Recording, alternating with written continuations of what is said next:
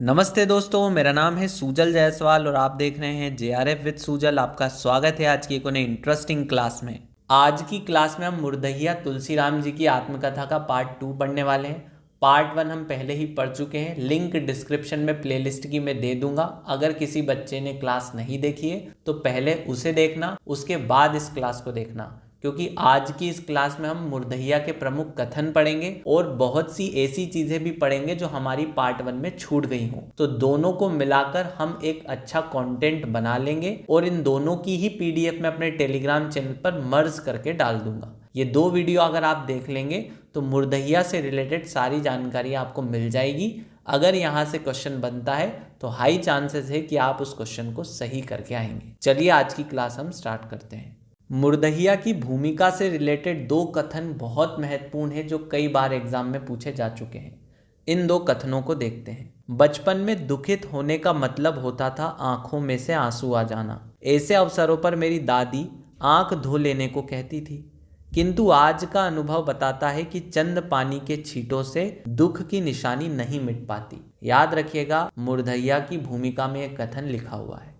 एक और कथन देखने को मिलता है, बढ़ते हुए शहरीकरण ने हरेक के जीवन को प्रभावित किया है, भूत भी इससे अछूते नहीं हैं। ये दोनों कथन मुर्दहिया के हैं और बहुत इंपॉर्टेंट है, भूमिका में लिखे गए हैं, आप इन्हें याद रखिएगा। चलिए अब भूत ही पारिवारिक पृष्ठभूमि से संबंधित कुछ महत्वपूर्ण कथन और इसमें आई हुई कुछ महत्वपूर्ण जानकारियां देखते हैं। जैसे सबसे पहला महत्वपूर्ण कथन तो यही है, मूर्खता मेरी जन्मजात विरासत थी। कई बार एग्जाम में पूछा जा चुका है, आगे भी आ सकता है, इसलिए ध्यान रखिएगा।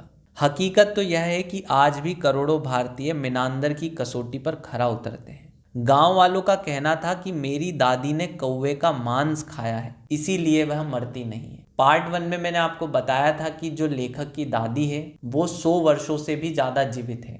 तो गाँव में एक अंधविश्वास फैला हुआ था कि लेखक की दादी ने कौवे का मांस खाया है, इसीलिए वह मरती नहीं है और अमर टाइप की है। इस तरह का अंधविश्वास यहाँ पर देखने को मिलता है। उस समय गांव में दलितों के अलग देवी देवता होते थे जिनकी पूजा सवर्ण नहीं करते थे।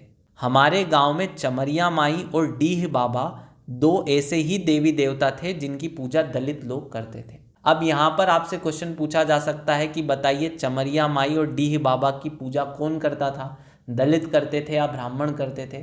तो आपको ये सारी चीज़ें पता होनी चाहिए। जब मैंने आपको इसका पार्ट 1 पढ़ाया था तो एक शब्द बार बार आ रहा था, शिवनारायण पंथ।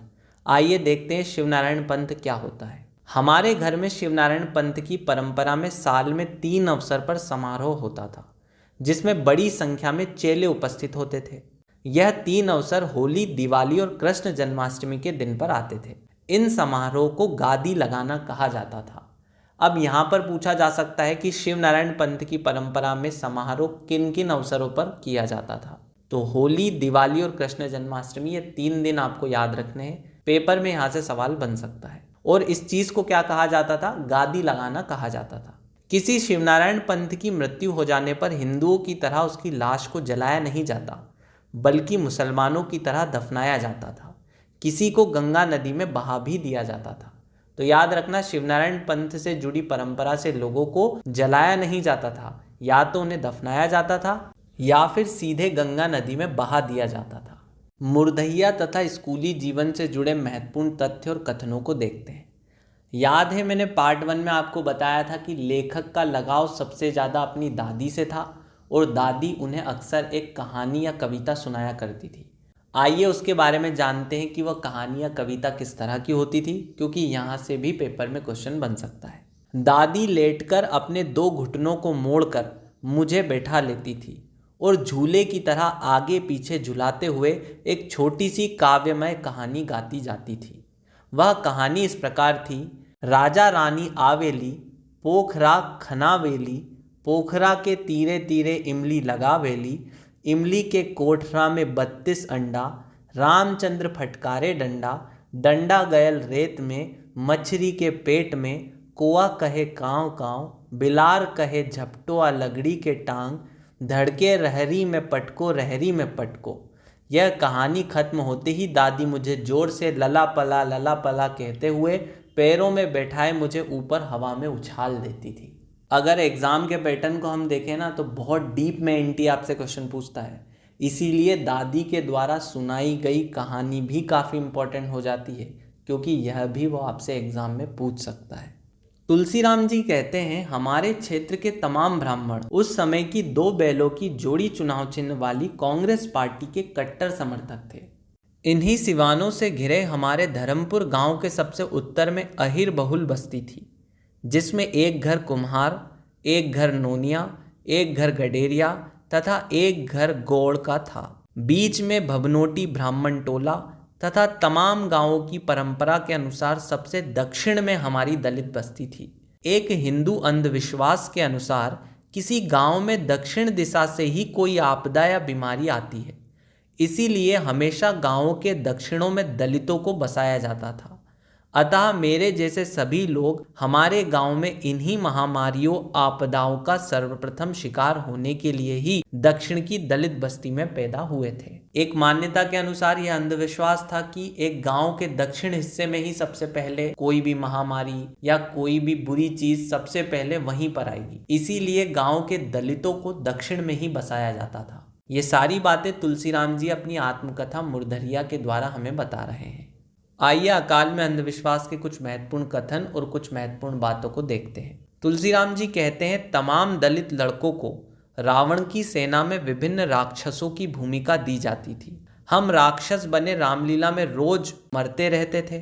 आज़ादी के बाद स्कूली छात्रों के बीच श्रमदान एक आवश्यक क्रिया होती थी, जिसके तहत हम स्कूल पहुंचते ही पूरे स्कूल की साफ सफाई करते थे। आगे देखते हैं, पढ़ाई के दृष्टिकोण से हेडमास्टर परशुराम सिंह मेरे सबसे बड़े प्रेरणा स्रोत रहे। वे हमेशा कक्षा में मेरी प्रशंसा करते और जब ज़्यादा खुश होते थे तो कहते थे, ई चमरा एक दिन हमरे स्कूल की इज्जत बढ़ाई।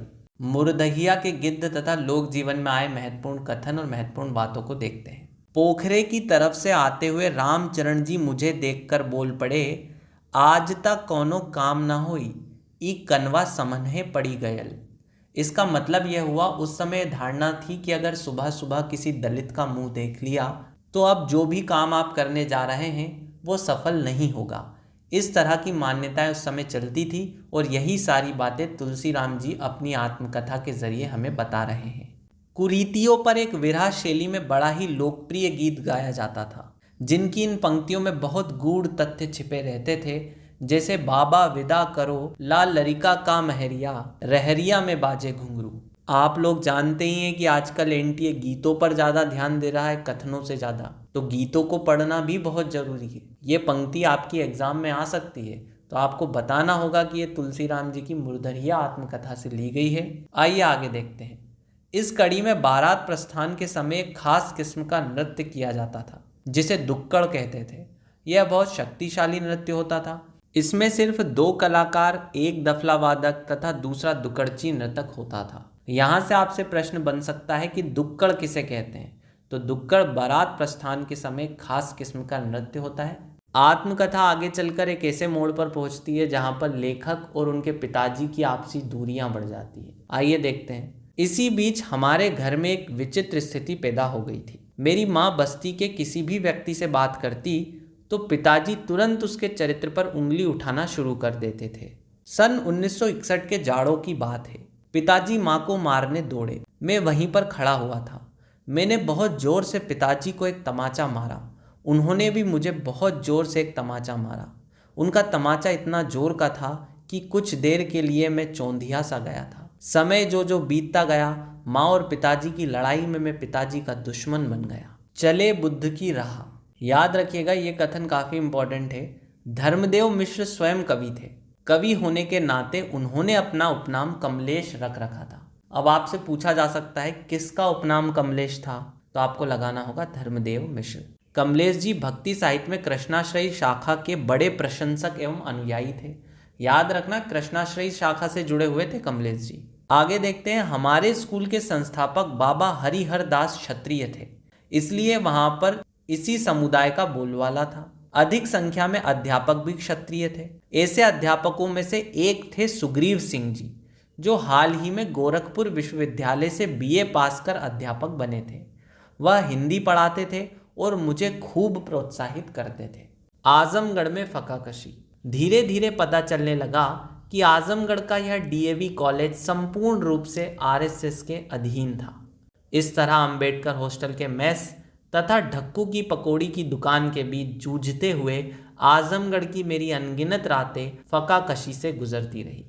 अब धीरे धीरे समझ में आने लगा कि घर से भागकर हर व्यक्ति बुद्ध नहीं बन सकता। गृह त्याग के बाद चमत्कारिक शक्ति पाने के लिए ब्राह्मणों के चक्कर में बुद्ध भी भूखे रहकर शमशान में साधना करने लगे थे, किंतु जब चमत्कार नहीं मिला तो उन्होंने भी यह कह दिया कि बिना भोजन के दिमाग काम नहीं करता। उस समय मेरे लिए भोजन मिल जाना ही चमत्कार था। इसी के साथ इस क्लास का पार्ट 2 खत्म होता है। इससे पहले हम पार्ट 1 डाल चुके हैं, प्लीज आप उसे जाकर जरूर देखिएगा। यूनिट 10 हिंदी साहित्य अन्य गद्य विधा के नाम से मैंने एक प्लेलिस्ट बना दी है, जिसमें हम ठकुरी बाबा ऑलरेडी पढ़ चुके हैं। ठकुरी बाबा के महत्वपूर्ण कथन एवं गीत पढ़ चुके हैं। मुर्दहिया हमने कंप्लीट कर लिया है। इन सभी क्लासेस को अगर आप देखना चाहते हैं तो डिस्क्रिप्शन बॉक्स में लिंक है, वहां पर जाकर आप देख सकते हैं। और आप जानते हैं यूनिट 5 से यूनिट 10 तक हिंदी का जो सिलेबस है समुद्र की तरह है, बहुत बड़ा है। उसे कवर करना बच्चों का खेल नहीं है, इसलिए जितनी जानकारी आपको जहां से मिले वो चीज़ नोट करते चलिए। बाकी मैं तो आपको फ्री में चीज़ें करवाने की कोशिश कर ही रहा हूँ। टेलीग्राम चैनल का लिंक नीचे डिस्क्रिप्शन बॉक्स में है, इंस्टाग्राम का लिंक नीचे डिस्क्रिप्शन बॉक्स में है, आप हमें वहाँ पर फॉलो कर सकते हैं। मिलेंगे जल्द ही एक और नई इंटरेस्टिंग क्लास के साथ, तब तक के लिए देखते रहिए JRF विद सूजल। नमस्ते।